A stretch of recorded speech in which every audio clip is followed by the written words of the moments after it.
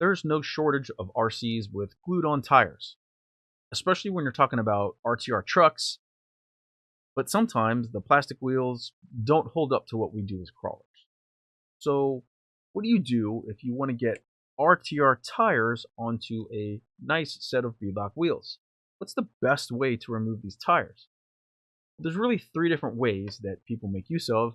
I'm going to go over all three of those today, and I will give you some pros and cons. I hope you'll stick around.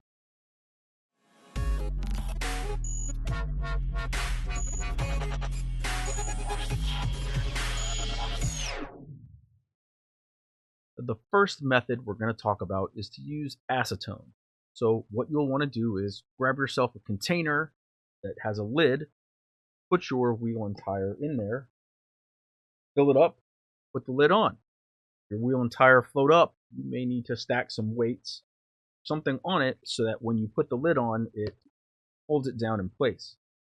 Now the acetone is going to break up the bonds in the glue and allow you to remove the tire from the wheel without a whole lot of risk to yourself pretty easily, but this method does have a few drawbacks. First drawback is that you have to buy acetone. You're also going to have to buy some sort of container for this whole process. If you've got spare Tupperware like I do, that's just fine. But I certainly wouldn't reuse this for food storage afterwards. I would also label this to make sure that any nosy kids in my garage don't get into this in its moonshine and drink it. This is a pretty nasty chemical.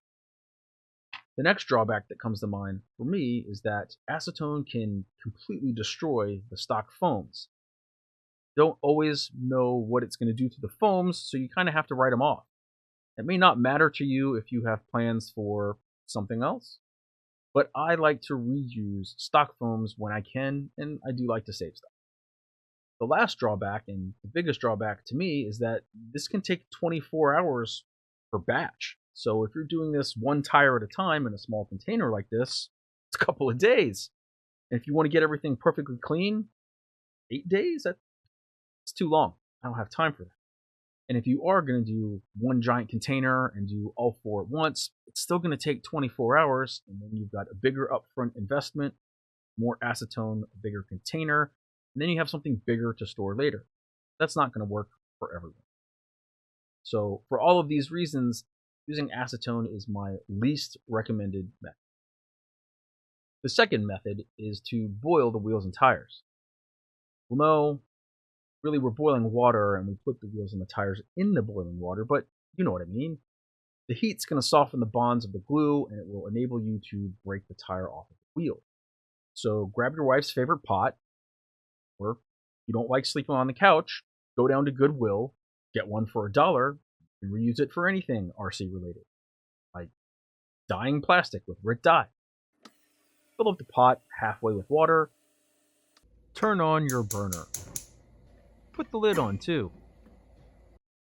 Once the water is boiling, drop the wheel and tire in. After 5 to 10 minutes, flip the tire over. After 5 to 10 more minutes, take it out and let it cool. You just go around and you press down around the bead. You'll kind of feel it pop off. You don't have to give a crazy amount of pressure. Probably shouldn't if you're concerned about tearing the tire. But you will kind of hear some snap, crackle, pop. And that's one side off. The other side, same thing. Well, maybe another 5 minutes on this side. Maybe not. Let's see. Think it's coming. You know what? Better safe than sorry. Let's put it in for another 5. All right, let's see what we got now on this side. Oh yeah.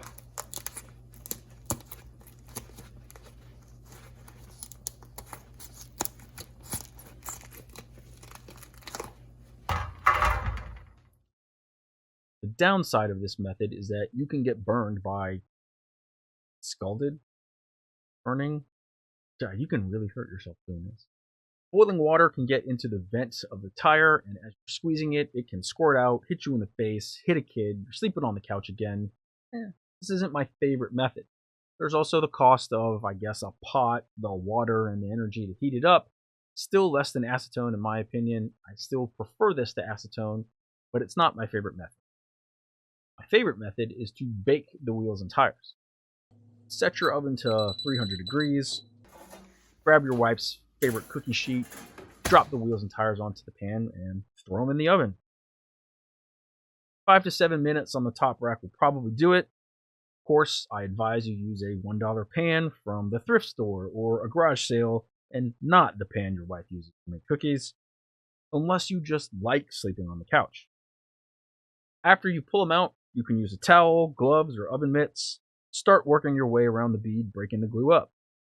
If the glue isn't breaking up, put them back in the oven for another 5 to 7 minutes and try again. The downside of this method is that, provided you wear some gloves, I guess there really isn't a downside to this method, and that's why it's my favorite. Sure, you've got the cost of maybe a cookie pan, maybe some gloves, but I still think this is the cheapest, most efficient, best, and safest way to get RTR tires off of RTR wheels. Hope you enjoyed this video. Thanks for watching.